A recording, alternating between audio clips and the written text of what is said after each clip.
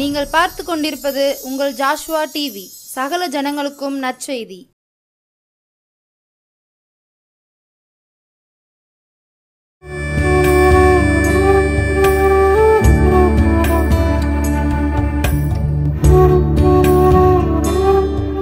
மகா மேன்மை உள்ளவரும் கிருபை நிறைந்தவருமாகிய இயேசு கிறிஸ்துவின் நாமத்தினாலே உங்கள் யாவரை அன்போடு வரவேற்கிறேன்.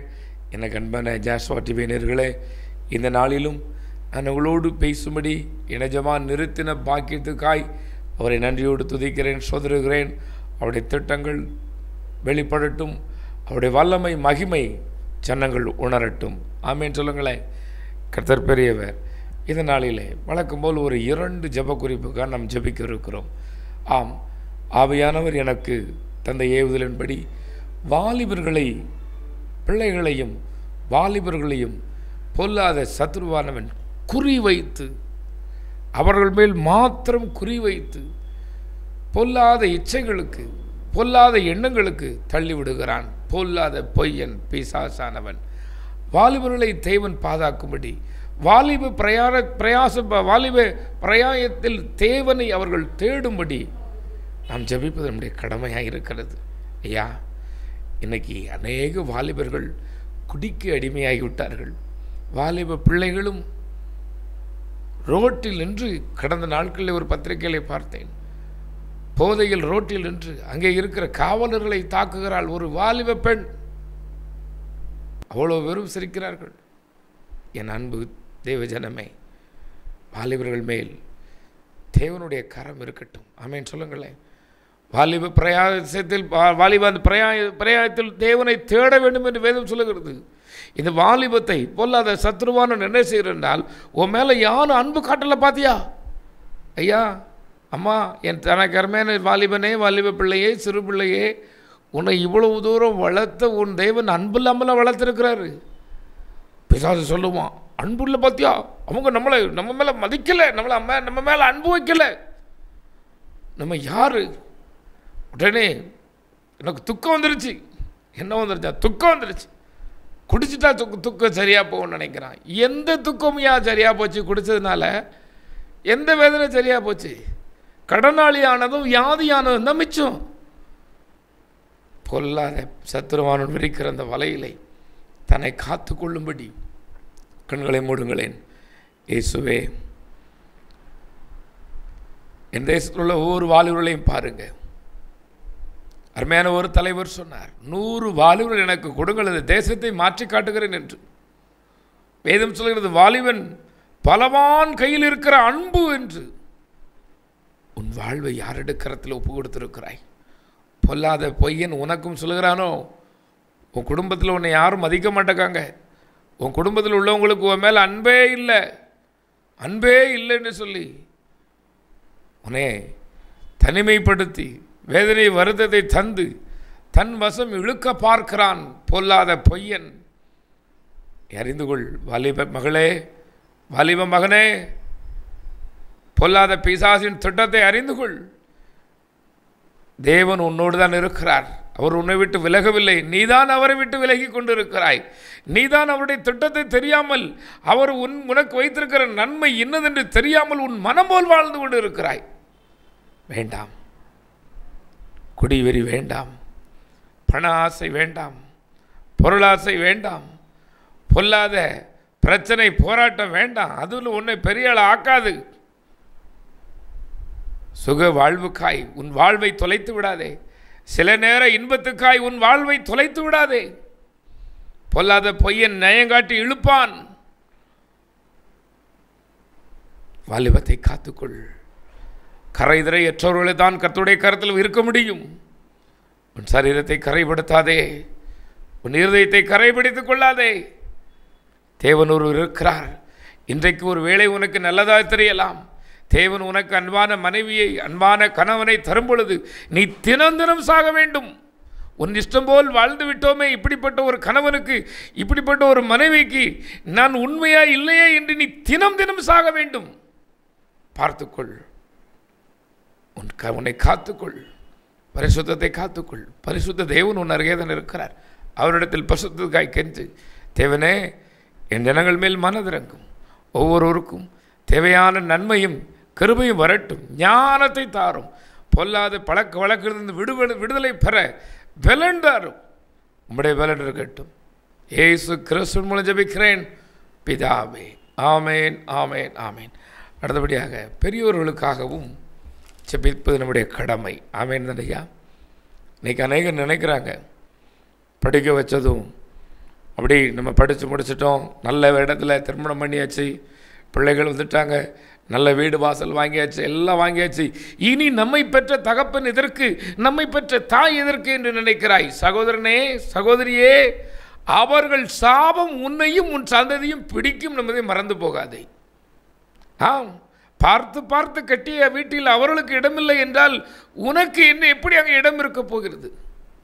ஒரு அருமையான ஒரு கவிதை ஒன்றை பார்த்தேன். ஐயா, சிறு பிள்ளையில் இருந்து அவனை தாளாட்டி சீராட்டி அவனுக்கு தேவையானதை வளர்த்த எனக்கு வீட்டுக்குள் இடமில்லை, ஆனால் எங்கிருந்தோ வாங்கி வந்த நாய்க்கு வீட்டுக்குள் இடம் இருக்கிறது என்று. எனக்கு அருமையான ஐயா, உங்களுடைய ஆசீர்வாதத்துக்கு வியாதிக்கு ஒருவேளை வியாதி பிரச்சனை போராட்டம் வீட்டில் மாறி மாறி வந்துக்கிட்டு இருக்குன்னா கொஞ்சம் யோசித்து பாருங்கள். தாய் தகப்பனை கனம் பண்ணுங்கள். பெரியோர்களை தேவாதி தேவனே உங்களுக்கு தந்திருக்கிறார். எனக்கு அன்பான கர்த்தருடைய பிள்ளையே, இந்த பெரியவர்களை கவனிக்கிற இப்போது இல்லங்கள் பெருகிவிட்டன. என் ஆண்டவர்களை ஆசீர்வதிக்கட்டும். அவர் உதவி செய்ய ஆசீர்வதிக்கப்படுவார்களாக. ஆனால் இருந்தும் இல்லாது இருக்கிறார்கள். பார்த்தீர்களா? பிள்ளைகள் இருந்தும் பொருள் இருந்தும் பணம் இருந்தும் எல்லாம் இருந்தும் இல்லாத அனாதை போல் இருக்கிறது எவ்வளோ பெரிய கொடுமை தெரியுமா? அந்த கொடுமையிலிருந்து வருகிற வார்த்தை பலித்து விடக்கூடாது. தேவன் எல்லோருடைய வார்த்தையும் கவனிக்கிற தெய்வம். பார்த்து கொள்ளுங்கள். பெரியவர்களை கவனியுங்கள். பெரியவர்களுக்கு தேவையான நன்மைகளை ஆசீர்வாதங்களை செய்யுங்கள். தேவன் உங்களை ஆசீர்வதிப்பார். அதிக நிச்சயம் அது. கண்களை மூடுங்களேன். தேவனே, என் தேசத்தில் உள்ள முதியோர்களுக்காக நாங்கள் ஜெபிக்கிறோம். முதியோரிடத்தில் ஞானம் உண்டு என்று வேதம் சொல்கிறது. நீர் தந்திருக்கிற பெரியோர்கள் ஒவ்வொருவருக்காக நாங்கள் ஜெபிக்கிறோம். கவனிப்பாரற்று இருக்கிற பிள்ளைகளுக்காக நான் ஜெபிக்கிறேன். பெரியோர்களை கவனிக்கிற ஒவ்வொரு காப்பகங்களுக்காக நான் ஜெபிக்கிறேன். ஆசீர்வதியும். அந்த காப்பகங்களுக்கு உதவி செய்கிறவர்கள் ஆசீர்வதிக்கப்படுவார்களாக. அந்த காப்பகத்தை நடத்துகிற ஒவ்வொரு அரசும் அதை செய்கிற ஒவ்வொரு இயக்கமும் ஆண்டவரே ஆசீர்வதிக்கப்படட்டும். நிறுவனங்கள் ஆசீர்வதிக்கப்படட்டும். எங்கள் மேய்ப்பர் இரட்சகருமாகிய இயேசு கிறிஸ்துவின் மூலம் ஜெபிக்கிறேன் பிதாவே. ஆமேன், ஆமேன், ஆமேன். எனக்கு அன்பான கர்த்தருடைய பிள்ளைகளே, இந்த நாளிலும் நான் உங்களோடு பேசும்படி நிஜமான எனக்கு ஒரு ஞாபகப்படுத்தின ஒரு வார்த்தை இருக்கிறது. என்னோடு திருப்புவீர்களா? யோவான் எழுதின 1 யோவான் எழுதின சுவிசேஷம் 1 யோவான் 4ஆம் அதிகாரம் 1 யோவான் 4ஆம் அதிகாரம் 8வது வசனம் இதுமாய் சொல்கிறது, அன்பில்லாதவன் தேவனை அறியான், தேவன் அன்பாகவே இருக்கிறார் என்று. நம்முடைய தெய்வம், நீங்கள் ஆராதிக்கிறவர், நீங்கள் நம்புகிற இந்த தெய்வம் எப்படிப்பட்டவர்? ஒரு கொலைகாரன் அல்ல. கொலை செய்ய பூமிக்கு வரவில்லை. யாரையும் கொள்ளையடிக்கவும் வரவில்லை. அன்பான தெய்வம், அன்பின் ரூபமாய் அன்பானவராய் நமக்கு வெளிப்பட்டார் ஐயா. வேதத்திலே ஏசாயா என்ற ஒரு புஸ்தகம் இருக்கிறது. அதில் 53ஆம் அதிகாரம் விதமாய் சொல்கிறது, அவர் அடிக்கப்பட்ட ஆட்டுக்குட்டி போல, அடிக்கிறதுக்கு தன்னை மயிர் கத்திரிக்கிறதுக்கு கொண்டு போகிற ஒரு ஆட்டுக்குட்டியை போல சத்தமிடாதிருந்தார் என்று. எதற்கு? நம்மேல் வைத்த அன்பினாலே. நம்முடைய பாவங்களை, நம்முடைய அக்கிரமங்களை, நம்முடைய சாபங்களை, நியாயமாய் நமக்கு வரவேண்டிய சாபங்களை எல்லாம் அவர் சுமந்தார் ஐயா. போகட்டும். நான் தேவன் அன்புள்ளவர் என்று சொன்னேனே, இந்த அன்புள்ள தெய்வம் எப்படிப்பட்டவர் என்பதற்கு ஒரு 2 உதாரணங்களை சொல்ல இருக்கிறேன். இந்த அன்புள்ள தேவன் நாம் நமக்கு ஒரு வேலைக்காரர்களையோ இல்லை ஒரு அட்ஜஸ்டண்ட்டையோ தெரிந்து கொள்ள வேண்டும் என்றால் எப்படி தெரிந்து கொள்வார்கள்?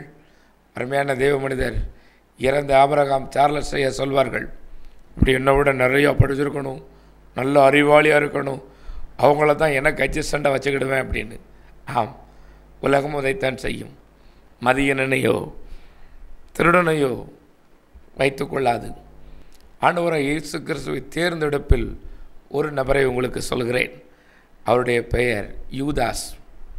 இந்த யூதாஸ் எப்படிப்பட்டவராம்? வேதமே சொல்கிறது, திருடன். திருடன், பணத்தை திருடுகிறவன், ஆங்காங்கே திருடி அப்பப்போ முதுகில் வாங்கி கொடுத்த ஒரு மனுஷன்.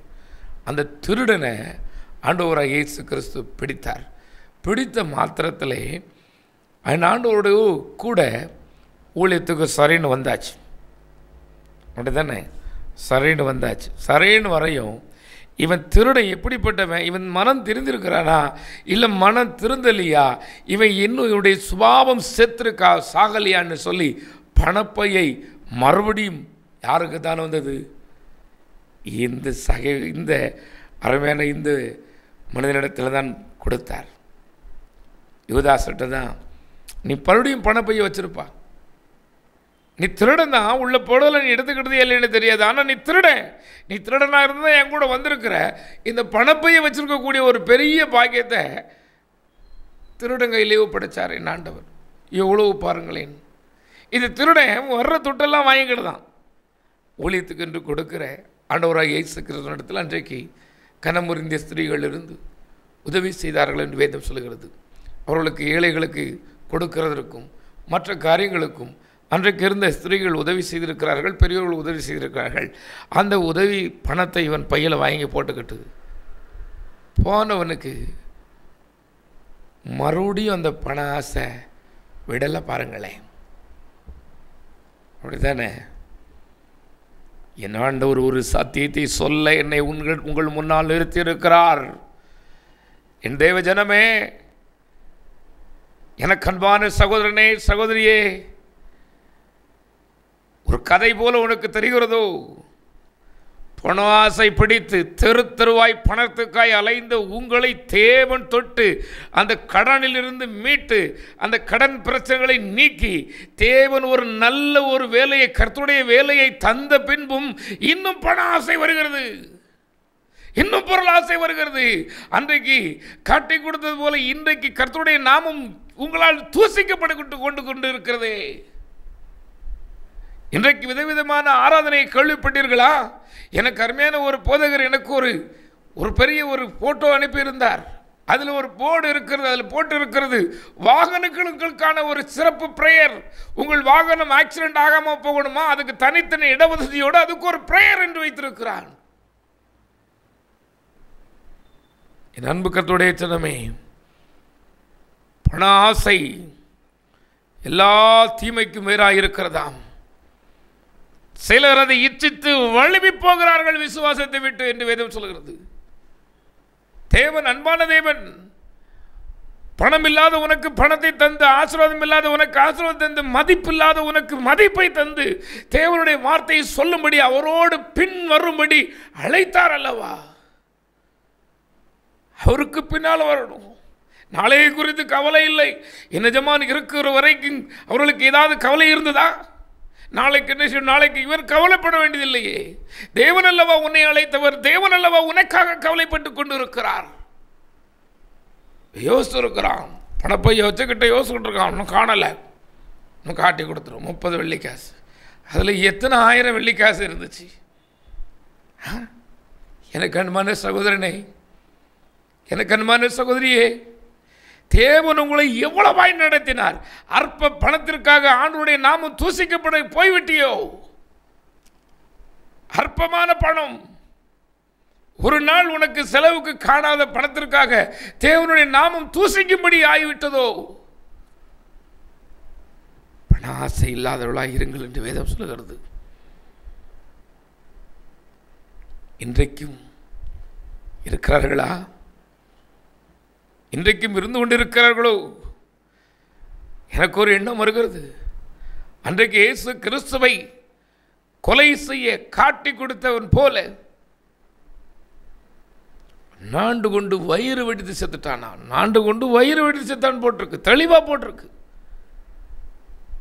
மரணம் துர்மரணமாக இருந்திருக்கிறது. எனக்கு அன்பானவர்களே, தேவன் அல்லவா உங்களை ஆசீர்வதித்தார். ஊழியத்துக்கு அழைத்தது அவர் அல்லவா? சுபாவம் சாகவில்லையோ? பலிபீடத்திலே இன்றைக்கு பண ஆசைக்காரனும் பொருளாசைக்காரனும் இச்சை உள்ளவனும் நிற்பதினால் இன்றைக்கு சபைகள் போய்கொண்டு அழிவை நோக்கி போய்கொண்டிருக்கின்றன. சபைக்கு ஜனங்கள் வருவதை வெறுக்கிறார்கள். காரணம் என்ன? கனி இல்லாத வாழ்வு உள்ளவன், கனியற்றவன், சாகாத, உலகத்துக்கு சாகாதவன், பொல்லாத இச்சைகளுக்கு, மாம்ச இச்சைக்கும் பண ஆசைக்கும் சாகாதவன் பலிபீடத்தில் நின்று கொண்டிருக்கிறான். வேதம் சொல்லுகிறது, பலிபீடத்துக்கு ஒரு பொருள் வர வேண்டும் என்றால் அது அடிக்கப்பட்டதாக இருக்கணும், கொன்றிருக்க வேண்டும். செத்தது கிடையாது, கொல்லப்பட்டது. வெளியிலே, பலிபீடத்துக்கு வெளியிலே கொல்லப்பட்டது உள்ளே வர வேண்டுமாம். இன்னைக்கு சபையின் நிலைமை என்ன?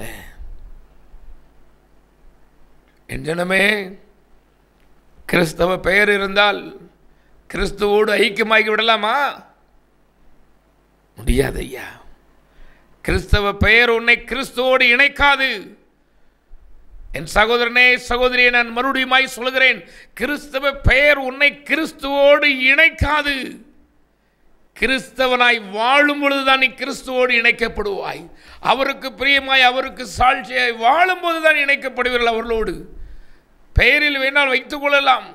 இந்த பூமியில் பண ஆசையோடு, பொருளாசையோடு, இச்சையோடு அவரை பார்க்க முடியாது, அவருடைய சத்தத்தை கேட்க முடியாது. தந்திரமான யோசனைகள் இன்றைக்கு, விதவிதமான யோசனைகள், பொருளை சம்பாதித்து, பணத்தை சம்பாதித்து தேவனுடைய அன்பை அற்று போகிறான்.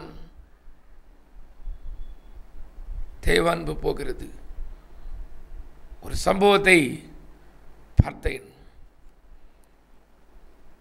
பாவத்துக்கு தகப்பன் யார் என்று கண்டுபிடிக்க வேண்டும் என்று ஒரு ராஜா சொல்லியிருக்கிறார் ஒரு மந்திரியிடத்திலே. அந்த மந்திரி சொல்லியிருக்கிறார், பாவத்துக்கு தகப்பனா? நான் எங்கு போய் சொல்லையா, யாரை போய் கண்டுபிடி தேட? இப்படி ஒரு பெயர் உள்ளவன் நம்ம நாட்டிலே கிடையாதே சொல்லியிருக்கிறார். ராஜா சொல்லியிருக்கிறார், அதெல்லாம் தெரியாது எனக்கு. ஒரு மாதத்துக்குள்ள பாவத்துக்கு தகப்பன் யாருன்னு நீ கண்டுபிடிச்சு கொண்டு வரலன்னா உன்னையே கொன்றுவேன். அவ்வளோதான், போயிட்டார். இந்த ஆள் புலம்பி இருக்கிறான், என்ன செய்வேன்? பாவத்துக்கு தகப்பன் இருக்கிறானா? ஐயோ, அவன் பேர் என்ன? அவன் இப்பவும் ஆந்திக்கிட்டு இருக்கிறானா? யாரு யாரு யாரு யாருன்னு சொல்லி பார்த்துக்கிட்டு இருக்கிறார். கண்டுபிடிக்க முடியவில்லை. புலம்பினவன் நாளை எண்ணி, இனி நாளை ராஜா கட்டளையிட்ட நாள் வந்து விட்டது, கொன்ற போகிறார், எனக்கு வேறு வழியில் யார் பேரையாவது சொல்லுவேன்னு சொல்லி புலம்பிக்கிட்டே போகும்போது ஒரு விபச்சாரி அழைத்திருக்கிறாள். இவன் எங்கே போகிறான் என்று கேட்டிருக்கிறாள். இவர் சொல்லியிருக்கிறார், நாளைக்குன்னு ராஜா கொன்றுவார் போல தெரியுதம்மா. பாவத்துக்கு தகப்பன் யாருன்னு கேட்கிறார், எனக்கு தெரியலையே, நான் என்ன செய்யன்னு தெரியலையேன்னு இருக்கிறார். அந்த விபச்சாரி சொல்லியிருக்கிறார், சிரிச்சிருக்கிறார், சிரிச்சு சொல்லியிருக்கிறார், எனக்கு தெரியும் இருக்கிறார். அப்போ எப்படியாவது சொல்லு, எப்படியாவது சொல்லு அப்படின்னு இருக்கிறார். அப்போ உடனே எங்கள் வீட்டுக்கு நீ வரணும். இவன் சொல்லுங்க, உன் வீட்டுக்கு நான் வர மாட்டேன், உன் வீட்டுக்கு வரேன், சும்மா வர வேண்டாம், உனக்கு 1000 ரூபா கையில் தரேன். அப்படியே சரி சரி சரி வந்துடுறேன். உடனே சொல்லியிருக்கிறார், நீ நான் இருக்கிற அந்த ரூமுக்கு வா. ரூமுக்கும் பாயாச்சு. ரூமுக்கு, ஐயோ நான் உன் வீட்டு முன்னால் வந்தது எனக்கு பெருசு, உன் வீட்டுக்குள்ளே வந்தோம்னா என்னை எல்லாரும் என்ன நினைப்பாங்க? இதுக்கும் சேர்த்து ஒரு 1000 ரூபா வாங்கிக்கோ, நீ முதல்ல உள்ள வா. உள்ள போயாச்சு. உள்ள போவையும் இவள் சொல்லியிருக்கிறாள், இன்னும் ஒரு காரியம் நீ செய்தால் உன்னுடைய கேள்விக்கு நான் பதில் சொல்வேன் என்று சொல்லியிருக்கிறார். உடனே இவர் இன்னும் என்ன செய்ய அப்படின்னு, என்னோட இரு என்று சொல்லியிருக்கிறாள். இவர், ஐயோ நான் யாரு, நான் போக மாட்டேன், நான் என்னுடைய குலம் என்ன, என்னுடைய கோத்திரம் இல்லை, நான் வரவே மாட்டேன், பெரிய தீட்டு, உன் வீட்டுக்கு வந்தது தீட்டு, உன் வீட்டு அந்த ரூமுக்குள்ளே வந்தது தீட்டு, இன்னும் வேற உடனே நான் தொட வேற செய்யணுமா? ஐயோ வேண்டாம் வேண்டாம் என்று சொல்லியிருக்கிறாள். இவளுடைய சொல்லுங்க, வேண்டாம், உனக்கு நான் 5000 ரூபா தருகிறேன், என்னோடு இரு, அப்பதான் உனக்கு சொல்வேன் என்று சொல்லியிருக்கிறார். இவன் நினச்சிட்டா எப்படியாவது பரிகாரம் பண்ணி சரியாக்கிறலாம், சரின்னு சொல்லிட்டான். சொன்ன மாத்திரத்திலே ஓங்கி அடித்து சொல்லியிருக்கிறாள், என்னது இப்பொழுது தெரிந்து விட்டதா பாவத்துக்கு தகப்பன் என்னதென்று அப்படின்னு இருக்கிறாள். தெரியவில்லையே என்று சொல்லியிருக்கிறான். நீ என்னைய கண்டாலே தீட்டும்ப, என் கூட பேசிட்டு வந்திருக்கிற, என் வீட்டுக்கு வந்தா தீட்டும்ப, என் வீட்டுக்குள்ள வந்திருக்கிற, என்னை தொட்டா தீட்டும்ப, இன்னைக்கு சரின்னு சொன்னிய எது அப்படின்னு சொன்ன பொழுது ஆம், ஒத்துக்கொண்டேன், பணம் பணம் பணம் என்று சொல்லியிருக்கிறான். ஆம், பாவத்துக்கு ஒரு தகப்பன் இருக்கிறான், அதற்கு பேர் பணம். வேதம் அதைத்தான் சொல்கிறது, பண ஆசை எல்லா தீமைக்கும் மேல். சிலர் அதை விசுவாசத்தில் இழந்து வலிமை போகிறார்கள் அதில் ஆசைப்பட்டு. ஐயா அம்மா, நான் ஒரு கேள்வியை கேட்கிறேன். இதுவரை உங்களை ஊழியத்திலே, உங்கள் குடும்பத்திலே உங்களுக்கு தேவையானது எல்லாம் நேர்த்தியாய் செய்த தேவன் இனி செய்ய முடியாதோ? இனி செய்ய முடியாதோ? உங்கள் பிள்ளைகளை இதுவரை வளர்த்த தேவனுக்கு உங்கள் பிள்ளைகளுக்கு நல்ல இடங்களை, நல்ல மணமகனை மணமகளை தர முடியாதோ? உன் தேவைகளை எல்லாம் பார்த்து பார்த்து சரியாகின தேவனுக்கு உனக்கு ஒரு நல்ல வீடு வாசலை கட்டித்தர முடியாதோ? இது நாள் வரை சாகாமல் பிழைத்திருக்கிற உங்களுக்கு நல்ல வேலை வாய்ப்பை தர முடியாதோ? எங்கே உன் நம்பிக்கை போனது? பாவத்தின் தகப்பின் மேல் ஆசையோ? ஓடி இருக்கிறான், ஐயா என்னை மன்னித்துக் கொள்ளுங்கள், இப்படியாய் ஒரு விபச்சாரி எனக்கு சொல்லிக் கொடுத்தாள் ஐயா. பாவத்துக்கு தகப்பன் இருக்கிறான், அதற்கு பெயர் பணம். எனக்கரமான சகோதரனே, இன்றைக்கு தெரிந்து கொள்ளப்பட்டவர்களையும் இழுத்து விடுகிறது ஐயா. இந்த பணம் தெரிந்து கொள்ளப்பட்டவர்களையும் தன் வலையில் இழுத்துக் கொள்கிறது.